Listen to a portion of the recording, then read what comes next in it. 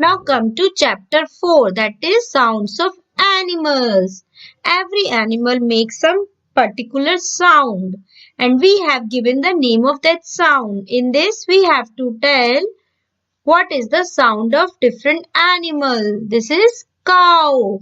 What is the sound of cow? It's moo.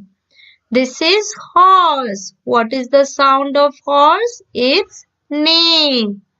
This is goat. What is the sound of goat? It's bleat. This is snake. What is the sound of snake? It's hiss. This is pig. What is the sound of pig? It's oink. This is frog. What is the sound of frog? It's croak. This is cat. What is the sound of cat? It's meow. This is dog. What is the sound of dog? It's bark.